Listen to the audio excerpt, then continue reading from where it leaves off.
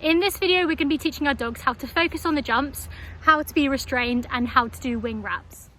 This is what we're aiming for from this video, and eventually it will give us this, where we don't have to ask our dogs to look or focus on the jump, and we can send them from different hands and they will wrap in the correct direction. So the first thing we need to teach our dogs is how to be caught. We want to teach them that being restrained isn't a negative thing.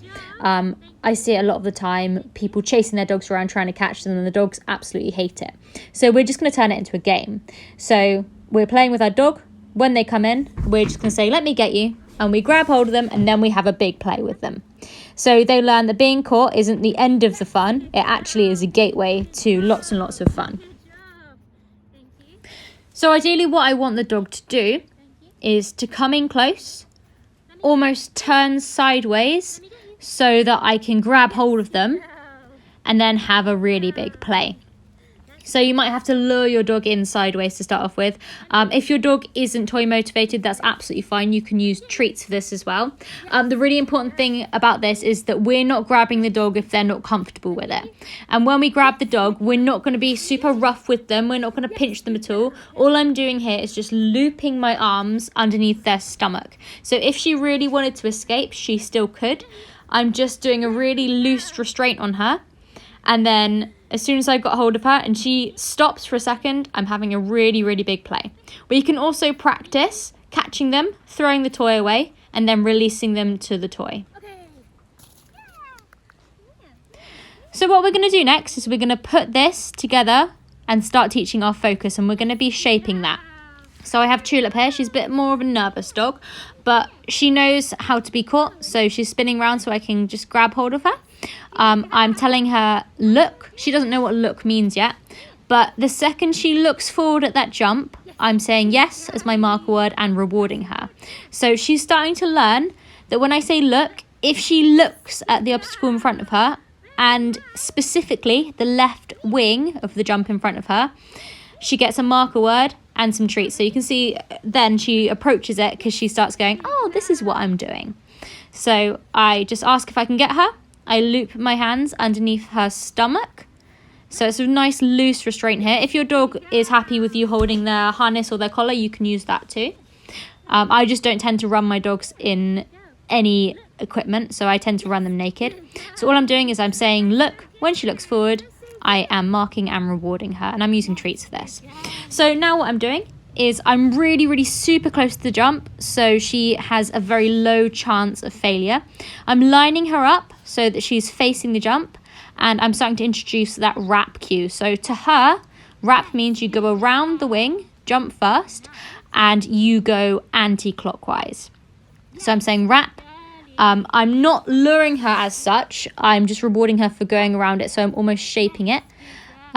So I'm now getting her on the other side. So I'm teaching her that even if I'm using the off arm, so the arm that I wouldn't normally use to send her around that jump.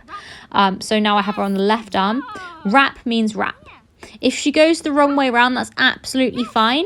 I'm just not going to reward that, and I'm going to make it easier for her the next time. So wrap in this situation means go anti-clockwise around the jump. I use a different cue for going clockwise around the jump, and I use a different cue again for going around the jump and taking the backside first. So I'm just lining her up so there's a very, very low chance of failure. I'm saying wrap, and when she does it, she's getting a treat. Remember, take this as slow as your dogs need it. Once they get it, we can start moving a little bit further away from the jump. Don't worry too much about speed at the moment. We're just teaching them through shaping that the criteria of wrap means go anti-clockwise around the jump.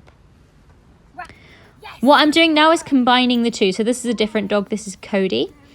I'm combining the two. So I'm saying look. When he looks forward, I'm saying wrap and having a really, really big play with him.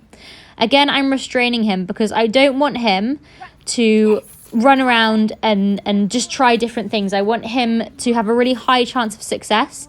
So I want to see that he's looking in the right direction before I release him, so he's more likely to wrap in the correct way. So I'm waiting until he's focused on the jump. So I've said look, so he's looking. If he looks at the wrong wing, I'm just going to take him a little bit closer to the right wing, which is the left wing, that I want him to go around. So I'm telling him to look. I'm saying rap, rap, rap. I'm not just saying rap once. I'm saying it a few times just to support him. I'm actually saying rap before I let go of him as well, because I want him to know exactly what I want him to do. And I almost want him to be pulling forwards, ready to go, just so I know that he's going to be doing the right thing. And then when he does it, I'm having a really, really big play. As I kind of touched on before, it doesn't matter if your dogs aren't toy motivated. That's absolutely fine. We can use treats with this. And if he goes wrong, doesn't matter. We're just resetting him. So I'm just getting his harness again. With Cody, he is wearing a harness. I'm asking him to look. Oops. He wasn't quite looking right there. So I'm going to try that again. But I am going to reward him because he still put in the effort. He tried really, really hard there. So I'm going to ask him to look. Rap, rap, rap. And then when I let go of him, yes, very good. I want him to be nice and tight to that jump as well. So I don't want him to be jumping too wide. At the moment, there's still no pole because I want him to really focus on that wing and focus forward. There's no rush with putting that pole in with him. He is an adult dog, so he can actually jump. But I just really want him to be committing to that wing before we pop the pole in. And once I know that he understands the criteria, I am going to pop that pole in, but I'm putting it in nice and low to start off with, just so he knows that wrap doesn't just mean do a circle, it also means take the jump. However, it is really important that he still goes nice and tight to that wing, so I don't want him jumping in extension and then going too wide. So nice big play, he's doing a really, really good job here. Next, I'm working Bramble. So at the moment, I am just working on our focus and our wrap. I haven't got the pole in here, only because Bramble's an 11-year-old dog, so she doesn't necessarily need to be jumping with the pole. She knows how to do it. This is just to practice her getting tighter to the wing. So I am combining these things. I'm catching her, asking her to look, and then asking her to wrap. And we are going to start doing some different angles now. So I've moved further away. Now I'm going to start at different angles. So it's not necessarily obvious that I want her to be taking that jump. She has to apply her knowledge that wrap means go anti-clockwise around that left wing. So now she is actually closer to the wing on the right-hand side. However, wrap means go around the other one. So we're really, really testing that knowledge now. And you can see she is struggling a little bit, but I just want her to focus on it.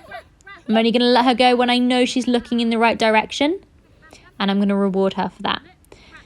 Now, don't rush to get to this stage. It will take a little while, and we want to make sure our dogs are 100% or at least 98% confident with the previous steps before we move on. There is no rush, and it's a lot easier to work on your foundations and build up to a really, really successful dog than it is to rush through and then have to work on your foundations later.